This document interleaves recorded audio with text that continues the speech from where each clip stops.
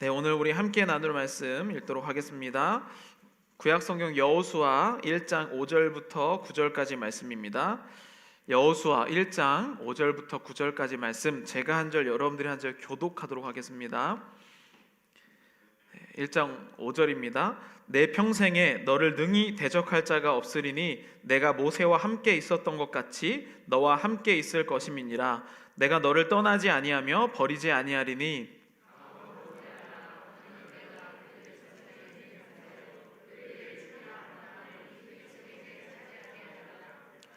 오직 강하고 극히 담대하여 나의 종 모세가 내게 명령한 그 율법을 다 지켜 행하고 우로나 좌로나 치우치지 말라. 그리하면 어디로 가든지 형통하리니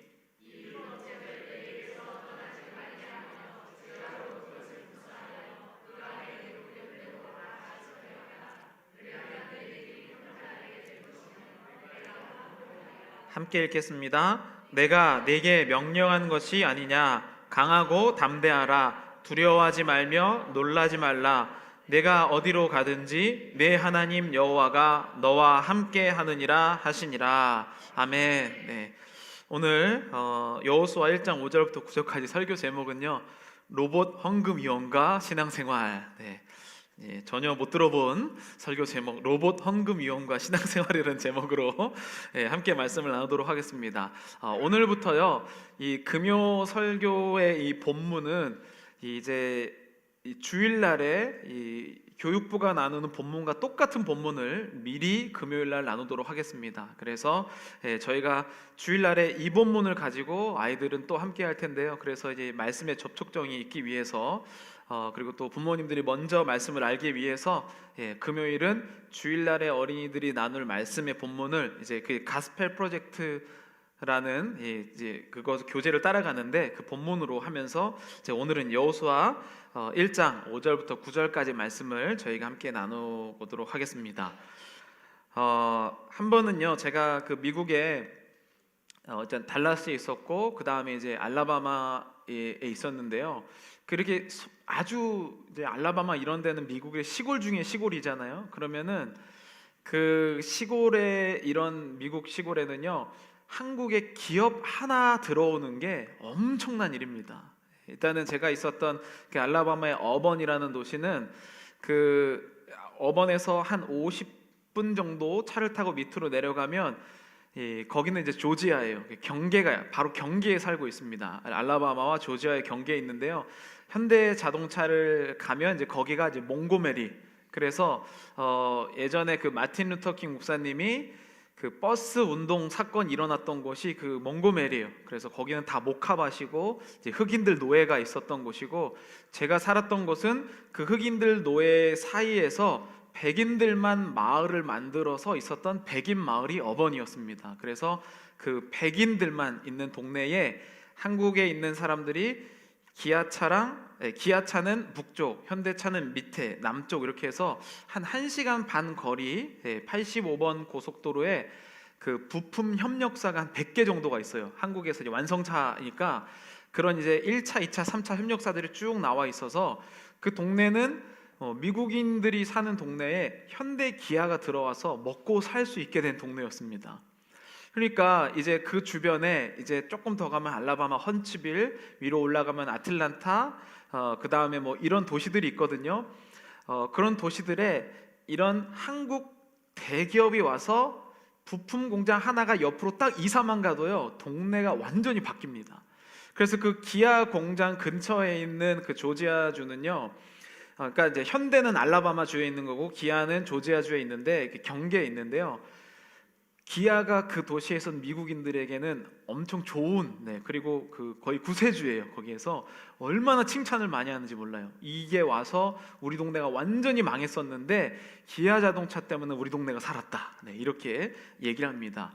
근데 그런 동네에 살다 보면요, 그 미국에 있는 소도시의 소식을 많이 들어요. 여기에는 뭐 알라바마가 어쨌든지 별로 관심 없잖아요.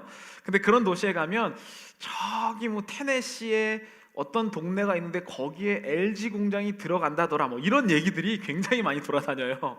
왜냐하면 그것 따라서 움직이면서 사는 분들이 되게 많습니다. 생각보다 한인들이요, 이민 사회를 형성하거나 이런 걸 할 때 그걸 보면서 제가 뭘 느꼈냐면 기업 하나가 도시에 들어가도 사람들의 인생이 바뀐다는 거예요. 여러분들 지금 산업혁명에 대해서 많이 들어보셨을 텐데 1차 산업혁명이 우리가 아는 것처럼 이 와트라는 사람이 증기기관차 만들 때부터 이제 사람 한 명이 하는 일을 뭐 그래 홀스 파워 있잖아요. 그래서 말 뭐 100마리가 끌고 간다. 이런 것들이 이제 산업혁명 초반에 나왔던 거예요. 그래서 1차 산업혁명은 1760년에서 1820년 사이에 나온 게 1차 산업혁명입니다. 근데 이거는 세계사 입장에서 보면 영국 중심의 산업혁명을 이야기하는 거예요. 그래서 영국이 이 와트라는 사람이 증기기관차를 만들어서 이제는 사람이 다 손으로 했는데 사람이 하는 일을 기계 하나가 뭐 10명이 하는 일을 하더라 이러면서 세상이 바뀌었죠. 두 번째는요 1870년 한 50년 정도 더 뒤에 1870년에서 1914년인데 이것은 미국 주도의 2차 산업혁명이에요. 이건 뭐냐면 우리가 아는 것처럼 뭐 에디슨 뭐 이런 사람들이 그때 전기가 이제 발명된 겁니다. 그래서 전기를 중심으로 이제 막 그때부터 막 추궁기도 나오고 그다음 모터 그래서 포드 자동차 그때를 2차 산업혁명이라고 얘기해요. 그래서 이거는 미국인들이 자랑스러워하는 산업혁명이죠. 그리고 나서 3차는요 한 1970년대 이후부터 우리가 이제 우리 성도님들은 잘 아시겠지만 뭐 386이다, 486이다, 586이다 이런 컴퓨터 네임들이 있었잖아요. 그래서 그 퍼스널 디바이스가 나오기 시작한 이 시대가 이제 지금 최근까지가 이제 3차 산업혁명입니다. 제가 왜 이야기를 드리냐면 이렇게 기업 하나 생기면 사람의 일상이 바뀌고 사람의 주변이 바뀌고 사람이 바뀝니다. 1차 산업혁명 때문에 세상이 바뀌었고 2차 산업혁명 때문에 또 세상이 바뀌었고요 3차 산업혁명 때문에 또 세상이 바뀌었습니다. 이제 저희 아이들은 이 전화기를 몰라요. 왜냐하면 유선 전화기를 본 적이 없습니다. 저희 집에는 유선 전화가 한 번도 없었거든요. 그러니까 셀폰만 본 거예요. 그래서 박물관에 가야만 이제 유선 전화기를 봅니다. 그런 세대예요. 근데 불과 10년 전이잖아요. 그러니까 이 세대가 얼마나 빨리 변하는지 알 수가 있습니다. 자, 그러면 4차 산업혁명은 뭘까요? 언제부터 시작일까요? 뭐 말들 많이 있지 않습니까? 4차 산업혁명 시대다 뭐 이렇게 얘기하고 근데 명확하게 4차 산업혁명을 우리가 잘 모르는 경우가 많은데 4차 산업혁명은요 정의를 내릴 수가 없는 게 4차 산업혁명이에요. 왜냐하면 1차는 뭐 증기기관이 나왔다 2차는 뭐 전기가 나왔다 뭐 3차는 개인 컴퓨터가 나왔다 이런 식으로 뭔가를 하나 특정해서 꼬집을 수가 있는데 4차는 뭐 어떤 기계의 발명이 아니라 변화가 빨리 오는 것을 4차 산업혁명이라고 얘기해요. 예를 들면은 동네에 뭐 기아 자동차가 온다 그러면요 그 전부터 한인마켓은 뭐가 들어오는지 어떤 사람은 뭐 식당을 열어야지 어떤 사람 민박을 해야지 막 이런 막 기대들이 막 있거든요. 그럼 막 동네가 들썩들썩합니다. 그런데 4차 산업혁명은요 매일매일 이것보다 더 큰 변화가 일어나는 거예요. 기술의 발전 때문에. 그러니까 어제 내가 와 최신이다 했는데 오늘은 구식이 되는 거예요. 그러니까 우리가 상상하는 것처럼 안전하게 여기는 건 우리는 보통 익숙한 것에 안전함을 느끼는데 매일매일이 바뀌니까 안전할 수 있는 공간이 없어지는 게 4차 산업혁명입니다. 여러분들도 느끼시잖아요. 예전에 저희가 이제 저희 성도님들이 이제 얘기를 하시는데 뭐 예전도 아니죠. 불과 몇 달 전에 어떤 음식점에 갔는데 현금을 안 받아서 음식을 못 먹은 이야기를 하셨어요. 네, 요즘에 계산할 때 어려움 겪으시는 분들 아마 종종 계실 텐데요. 지금도 그런 일들이 빨리빨리 일어나고 있습니다. 세상은 4차 산업혁명은 산업혁명급의 변화가 매일매일 일어나는 사건을 4차 산업혁명이라고 얘기해요. 그래서 이것을 다 자기 나라들이 가져가려고 뭐 독일은 인더스트리 4 이렇게 해서 그게 자기 나라 거다 뭐 이렇게 얘기하고 유럽 뭐 호라이즌 유럽 뭐 그 자기 나름대로 이름을 붙였기 때문에 산업혁명은 4차 산업혁명은 이름 붙이기가 어려워요.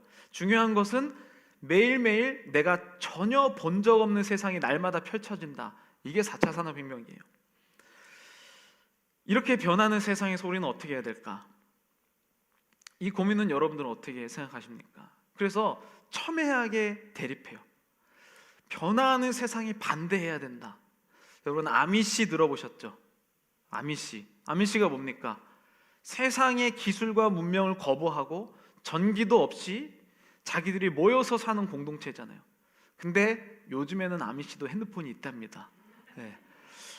그러니까 이 두 가지로 아예 세상 것을 함께 누리면서 신앙생활을 할 것인가, 아니면 아예 아미시처럼 다 절단하고 안 하는 거를 버티면서 살 것인가, 이 두 개를 가지고 우리는 현실적으로 지금 신앙생활을 한다는 거예요. 여러분들은 만약 이 두 개라면 어디 쪽에 서 있습니까? 나는 옛 것을 꼭 지키겠다. 나는 새 것을 하면서 하나님 어떤 식으로든지 방법을 찾아보겠다. 아마 완전히 강경하게 옛날 것을 주장하는 사람과 여기에 중간에 어디쯤 여러분 계실 거예요. 요 사이 어딘가에 이렇게, 어떤 사람은 더 이쪽 사이드에 있을 수도 있고, 절대 안 돼, 강대상 이런 거 절대 안 돼, 이런 분 계실 테고, 괜찮아, 멋있을 수 있지, 이렇게 생각하시는 분이 있는데, 실제로는요, 현실적으로는 매일매일 변할 수밖에 없는 게 현실이라는 것을 일단은 제가 말씀을 드리는 거예요. 제가 이제 오늘 설교 제목을 자극적으로 한 것처럼 저는 분명히 로봇이 헌금위원을 할 날이 올 거라고 생각합니다. 저는 분명히 올 거라고 생각해요. 생각해 보시면요, 20년 전만 해도요, 그 한국의 대형 교회예요, 교회 안에 ATM이 있었어요. 다 무통장 입금했다고요. 근데 아직도 지금 여기서 캐시로 안 내거나 체크도 불손하다고 생각하시는 분도 계세요. 현금 빳빳하게 갖고 와야지만 헌금이라고 생각하는 분 계시거든요. 그러니까 여러분, 기계가 헌금위원이 될 날이 멀지는 않았습니다. 분명히 어느 교회에서는 하고 있고, 또 기계뿐만 아니라요, 아시다시피 이제는 자녀를 안 낳는 시대이기 때문에 반려견이 세례를 받고 있습니다. 이미 시작됐어요. 이미 반려견의 세례를 받습니다. 이 시대에 우리가 살고 있는 거예요. 그러니까 내가 전혀 보지도 못하고 상상하지도 못한 일들이 날마다 일어날 텐데, 내가 어떤 마음을 가지느냐에 따라서 이 시대가 완전히 신앙생활의 모습이 달라진다라는 것을 이야기합니다. 오늘 본문을 한번 보시죠. 여호수아 1장이에요. 여호수아 1장은 어떤 본문입니까? 그렇게 기적과 하나님의 능력과 약속을 받았던 모세를 비롯한 요셉의 후손들이 200만 명이 넘는 사람들이 10가지의 재앙, 홍해가 갈라지고, 그 다음에 만나 매출하기, 불뱀 사건, 여러 가지 사건으로 쭉 와서 결국에는 모세와 모든 1세대들은 가나안에 못 들어가고, 2세대 후계자인 여호수아가 하나님 앞에서 가나안 땅 바로 앞에 서 있는 상황이에요. 모세에게 물려받은 게 뭘까요? 무엇을 그는 물려받았을까요? 여호수아가, 여러분들이 한번 내가 여호수아다라고 한번 생각해 보시면 좋을 것 같습니다. 내가 여호수아예요. 1세대 중에 가나안 땅을 들어간 자는 여호수아 갈렙 2명밖에 없고, 나머지 수많은 몇십만 명이죠, 100만 명이 넘겠죠. 그 사람들이 다 죽었단 말이에요. 가나안 땅에 못 들어가요. 그러면 내가 리더로서 나는 뭘 해야 된다고 생각하시겠습니까? 가나안 땅은요, 어떤지 몰라요. 왜냐하면 여호수아 갈렙이 가나안 땅에 들어가게 된 이유가 뭡니까? 가나안 땅에 대해서 하나님이 보라고 한 그대로 본 것, 이것밖에 없어요. 자격은. 여호수아는 아마 이 앞에서 굉장히 많은 고민을 했을 거예요. 그럼 내가 모세처럼 해도 안 되고, 기적을 봐도 안 되고, 그렇지 않겠습니까? 기적을 얼마나 많이 맛봤는데요. 아니, 만나와 매출하기는요, 그냥 날마다 기적을 보면서 자라온 세대가 지금 하나님이 약속하신 땅에 못 들어갔단 말이죠. 그런데 이 수많은 사람들 실패를 맛보고, 모세가 최종적으로 물려준 것은 마지막에 보면요, 실패하는 법을 물려준 거예요. 그 상황에서 과연 여호수아는 무슨 생각을 했을까? 제가 첫 번째 들었던 생각은 그겁니다. 여호수아는 한 번도 보지 못한 땅에 들어간다는 거예요. 오늘날 우리와 비슷합니다. 4차 산업혁명 세대와 여호수아와 공통점은요, 우리도 내일이 어떨지 모른다는 것이고, 여호수아도 가나안 땅이 어떨지 모른다는 것을 확신할 수 없는 똑같은 세대라는 거예요. 거기서 무엇을 여호수아 1장은 붙잡고 있을까? 여호수아 1장 1절입니다. 여호와의 종 모세가 죽은 후에 여호와께서 모세의 수종자 눈의 아들 여호수아에게 말씀하여 이르시되, 아직도 이스라엘에서 가장 존경하는 지도자는 모세예요. 그 모세의 뒤에 나온 여호수아는 굉장한 부담감도 있었을 겁니다. 지난주에 제가 아시는 목사님이 한국의 엄청 큰 교회 담임 목사님이 됐어요. 미국에서도 자주 보던 분이고, 제가 그 교회도 이제 원래는 갈 뻔했던 교회였는데, 그분이 이제 지난주에 엄청 한국에서 큰 교회 담임 목사님이 됐단 말이에요. 근데 이제 미국에서 이제 가기 전부터 연락을 했으니까 부담을 굉장히 많이 갖고 있더라고요. 근데 인터뷰를 이제 이번 주에 막 한 것들이 막 나오는데, 그 부담이 막 느껴지더라고요. 엄청 큰 교회니까. 그런데 그 목사님이 얘기하는 것 중에 나는 물론 전통을 지키겠지만 변화하는 세상에서 하나님이 주시는 사역을 할 수밖에 없다라는 좀 애매모호한 답변을 했어요. 왜냐하면 저는 그분이 서 있는 것도 또 제가 서 있는 것도 이미 여호수아의 입장으로 세상을 맞이하는 것에 공통점을 느꼈기 때문입니다. 사람들은 흔히 이 세상을 보면요, 말세다 말세 이렇게 많이 얘기하시거든요. 근데 자세히 살펴보시면 50년 전에도 어른들은 말세다 말세 이랬어요. 제가 어렸을 때도 청소년들이 껄렁껄렁하게 다니면 말세다 말세 이랬고요. 뭐 우리 성도님들 어린 시절에도 아마 여러분들을 보시면서 더 어른들이 에휴 요즘의 것들은 이러면서 말세다 말세 이러셨을 거예요. 그러니까 사람이 느끼기에는 4차 산업혁명이든지 아니 우리가 달나라에 살러 간다고 할지라도 한 번도 보지 못한 세상이 계속 펼쳐지는 것이 우리의 인생이라는 겁니다. 그런데 그런 시대에 이 여호수아는 모세의 보좌관으로서 배우고 자랐던 사람이라고 이야기를 합니다. 그때에 하나님께서 여호수아에게 첫 번째 주신 말씀이 1장 2절부터 5절까지 이렇게 고백합니다. 내 종 모세가 죽었으니 이제 너는 이 모든 백성과 더불어 일어나 이 요단을 건너 내가 그들 곧 이스라엘 자손에게 주는 그 땅으로 가라. 내가 모세에게 말한 바와 같이 너의 발바닥으로 밟는 곳은 모두 내가 너에게 주었노니 곧 광야와 이 레바논에서부터 큰 강 곧 유브라데 강까지 헷 족속의 온 땅과 또 해지는 쪽대에까지 너의 영토가 되리라. 네 평생에 너를 능히 대적할 자가 없으리니 내가 모세와 함께 있었던 것 같이 너와 함께 있을 것임이니라. 내가 너를 떠나지 아니하며 버리지 아니하리니.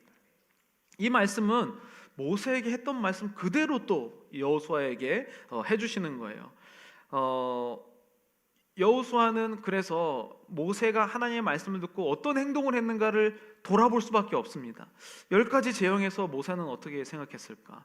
홍해가 갈라질 때, 이스라엘 백성들이 또 시내 산에 올라갔을 때 그의 얼굴이 하나님의 영광을 보고 하얗게 빛나서 누구도 쳐다볼 수 없고 두려워했었던 그 사건, 여러 가지 사건을 뽑아보면서 결국에는 이 여호수아는 굉장한 혼란에 빠졌을 것이 분명해요. 여러분들도 인생이 우리가 어려운 이유, 하나님의 말씀을 듣고 실제로 우리가 삶에 살아가면서 분명히 하나님의 말씀을 들었는데 실제 이 땅에서 사는 삶은요, 마치 여호수아가 가나안 땅에 들어가기 전과 똑같은 거예요. 뭐가 펼쳐질지 모르기 때문이죠. 그래서 그 영향력 아래에서 무엇을 지켜야 되고 무엇을 양보해야 되는지 이 차원에 대해서 오늘 말씀은 조금 더 명확하게 이야기하고 있다고 생각이 들어요. 그러면서 성경은 과연 우리가 싸워야 되는 게 로봇 헌금위원을 할 거냐 말 거냐, 교회에서 이런 싸움을 하는 것인가, 우리가 지켜야 될 게 도대체 무엇인가?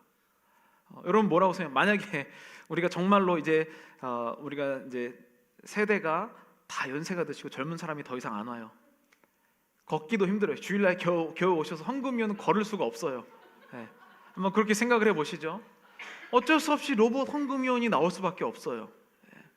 그러면요, 심지어 그럴 상황이어도 두 개로 나뉜단 말이에요. 죽어도 안 된다. 어쩔 수 없다. 두 개로 나뉜단 말이에요. 그러면 교회가 목숨을 걸고 싸워야 되는 게 로봇 헌금위원을 할 거냐 말 거냐, 이게 우리가 싸워야 될 내용이냐, 저는 이 질문을 드리는 거예요.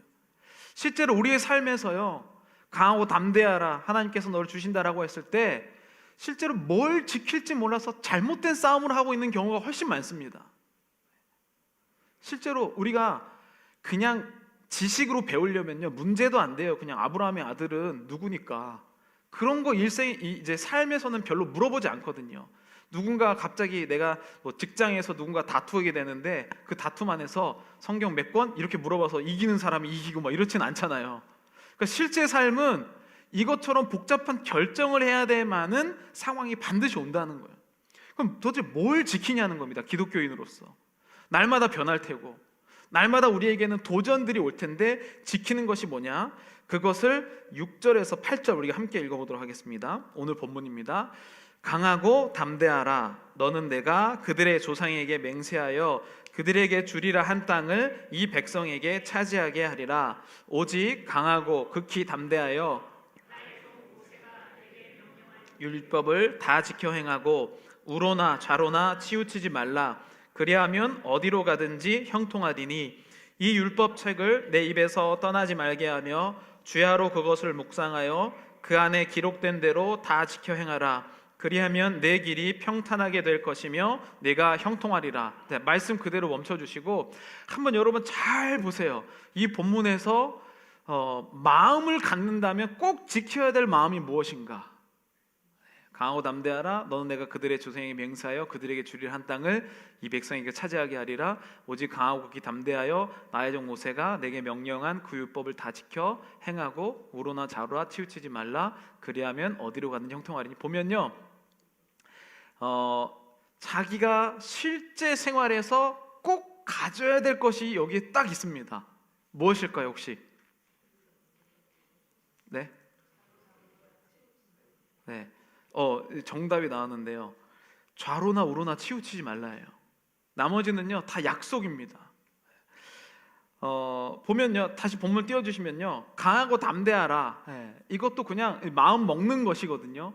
근데 실제로 우리 마음에서 하는 행동 자체는 우로나 좌로나 치우치지 말라예요. 그러면 나머지는 하나님이 책임져 주신다라는 것이 이것을 포함하고 있어요. 그럼 도대체 우로나 좌로나 치우치지 말라는 게 도대체 무슨 뜻입니까?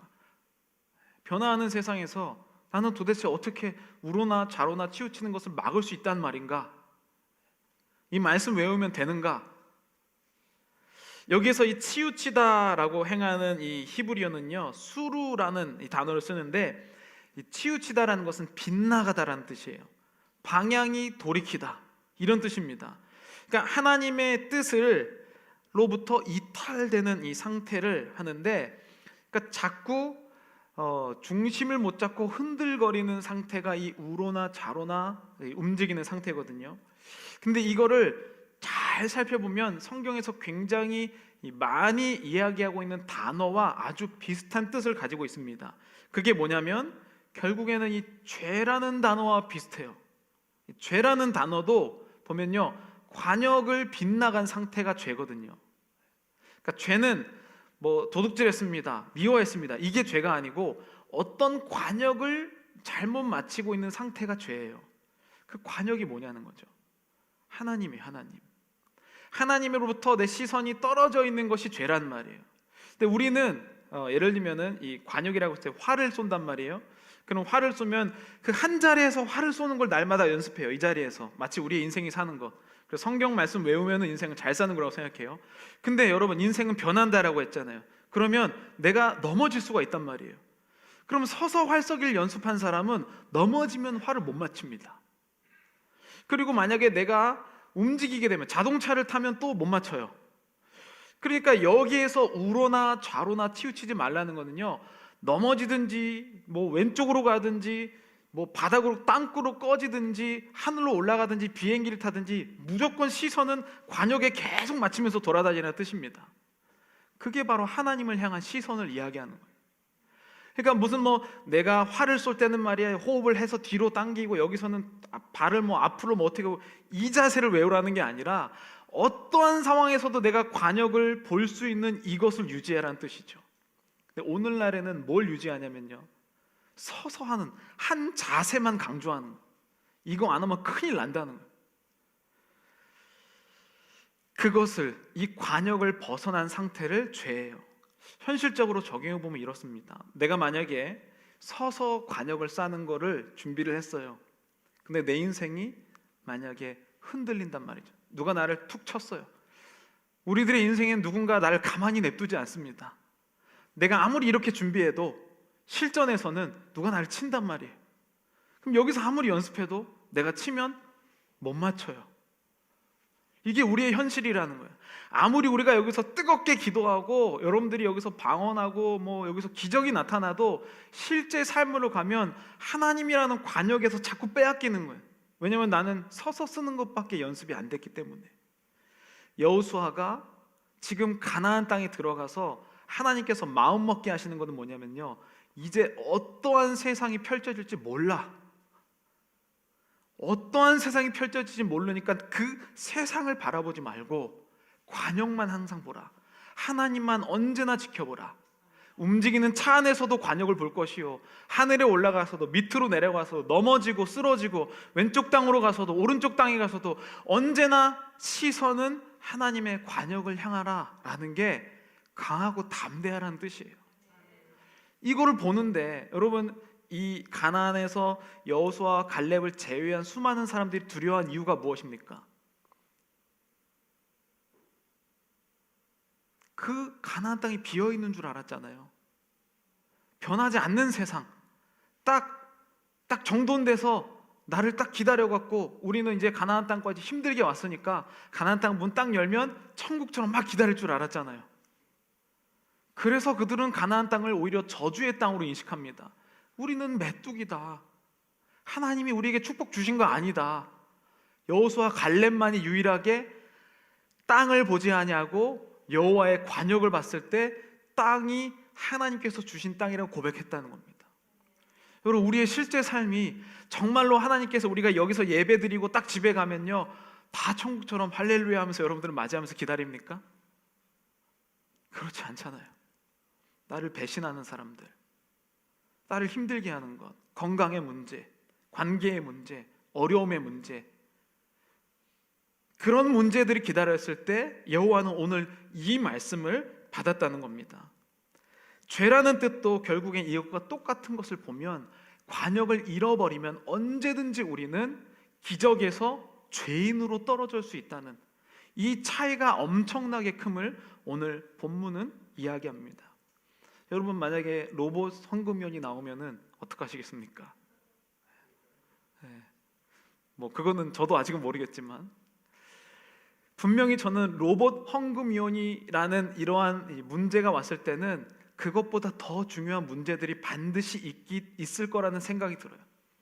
이렇게 된 근본적인 이야기들, 우리가 관역을 빼앗기고 자꾸 이러한 비본질의 목숨을 걸게 되는 사건. 여러분, 지금 우리가 보면 수많은 교회들이 아마 그런 날이 오겠죠. 로봇을 하는 쪽이 갈라지고 안 하는 쪽은 또 갈라지고. 지금 여기에서 이 한인타운 지역에서 그렇게 갈라진 교회들이 얼마나 많습니까? 비단 로봇의 문제가 아니죠.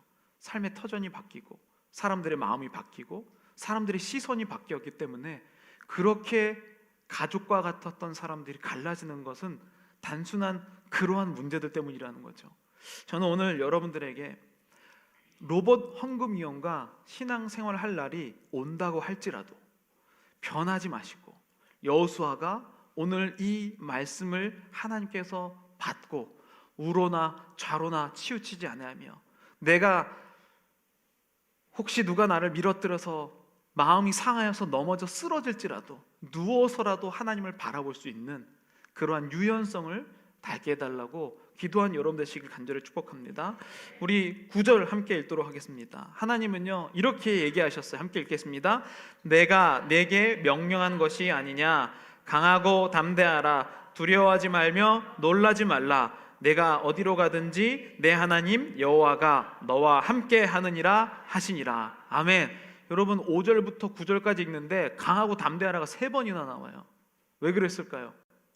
눈에 보이는 거 관역 잘못 믿고 따라갔다가는 한 방에 끝난다는 것을 이야기하는 것이죠. 그러니까 넘어지면 보이는 게 당연히 다르거든요. 제가 앉으면 보이는 게 다릅니다. 서면 보이는 게 다르고요. 그 보이는 것을 따라가다가는 하나님과 끊어질 수밖에 없다는 것을 이 본문은 너무나도 현실적으로 잘 알고 있는 거예요. 그래서 우리가 해야 될 것은, 하나님, 어떠한 일이 펼쳐져도 나는 주님만을 바라보겠습니다. 이러면 기도 제목이 당연히 달라지는 걸 느끼시겠죠. 하나님, 이거를 주시옵소서 해서, 하나님, 어떤 환경이 와도 어떤 시선에도 나는 주님을 바라보겠습니다로 기도 자체가 바뀌기 시작하는 것이죠. 저는 오늘 여러분들이 기도할 때 이 기도 제목 갖고 기도했으면 좋겠습니다. 하나님, 물론 제가 인생의 연약함 때문에 또는 우리 육체의 연약함 때문에 하나님께 바라는 것이 있습니다. 하나님, 그거 주세요. 그러나 그러지 아니하실지라도 제가 하나님을 바라볼 수 있도록, 세상이 어떻게 변한다고 할지라도 나의 눈은 하나님의 그 주신 관역을 벗어나지 않았음을, 믿음을 허락하여 주시옵소서. 우리 이 시간 다 함께 찬양하면서 기도할 텐데요, 아무것도 두려워하지 말라.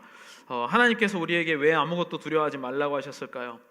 왜냐하면 현실이 보이는 것은 하나님의 보시기엔 아무것도 아니기 때문입니다.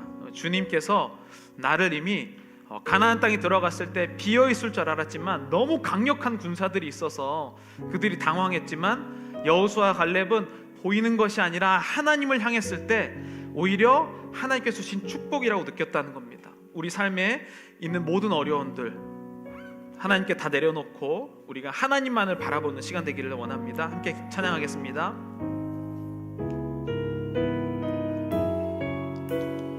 기도의 자리로 가시면 되겠습니다. 네.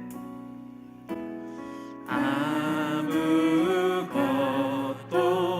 두려워, 주 나의 하나님이 지켜주시네. 주 너의 하나님이 지켜주시네. 놀라지 말라, 겁내지 마라. 놀라지 마라, 겁내지 마라. 주님 나를 지켜주시네. 주님 나를 지켜주시네. 다시 한번 고백하겠습니다. 아무것도 두려워 말라. 아무것도 두려워 말라. 주 나의 하나님이 지켜주시네. 주 나의 하나님이 지켜주시네. 놀라지 마라, 겁내지 마라. 놀라지 마라, 겁내지 주님 마라. 나를 지켜주시네. 주님 나를 지켜주시네. 내 맘이 힘에 겨워 지칠지라도, 내 맘이 힘에 겨워 주님 나를 지칠지라도 지켜주시네. 주님 나를 지켜주시네. 세상에 험한 풍파 몰아칠 때도, 세상에 험한 풍파 몰아칠 때도 나를 지켜주시네. 주님 나를 지켜주시네. 주님은 나의 산성, 주님은 나의 산성, 주님은 나의 요새, 주님은 나의 요새, 주님은 나의 소망, 주님은 나의 소망, 나의 힘이 되신 여호와. 나의 힘이 되신 여호와. 내 맘이 힘에 겨워 지칠지라도, 내 맘이 힘에 겨워 지칠지라도 주님 나를 지켜주시네. 주님 나를 지켜주시네.